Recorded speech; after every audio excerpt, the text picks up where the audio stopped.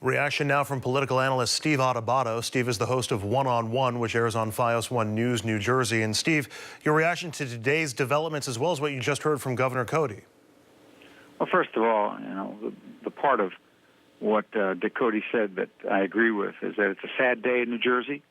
It's devastating when people in high-level government positions are indicted by the highest level federal prosecutor, Paul Fishman, for being engaged in such activities that impact people's lives, that snarl traffic in this way. We talk about traffic and it sounds somewhat innocuous.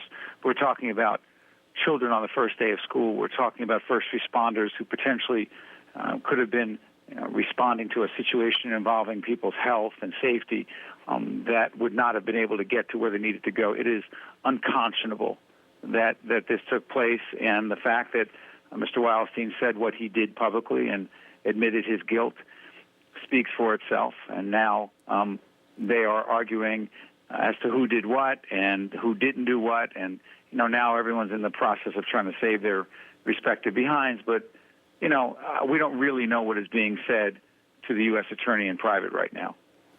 Even if this never gets back to Governor Christie in terms of the planning or the knowledge of Bridgegate, Steve, there's been a lot of allegations that Governor Christie created a bully culture or even the culture of corruption that allowed for those events to take place. Is Christie now guilty ostensibly in the public specter, even if he's never indicted or convicted? Guilty of what?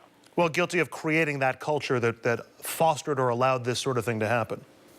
Look, the bottom line is these people were appointed by the governor.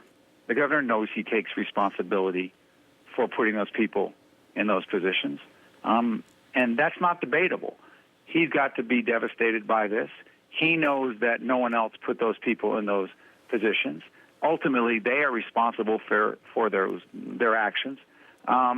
It's an abomination what they did. The question becomes, to what degree do we hold the leader responsible for those particular actions? I would say this.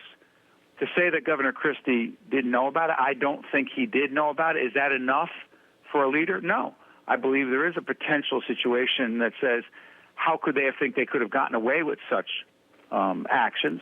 Governor Christie clearly, as he goes out on the presidential campaign, if in fact he chooses to run, is going to have to answer those questions.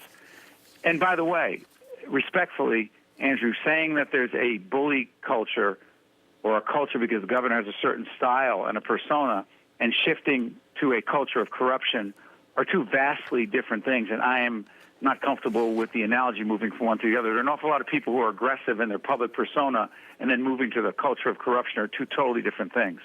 All right, political analyst Steve Adubato, the host of One-on-One, which airs on FiOS 1 News, New Jersey. Steve, thanks very much.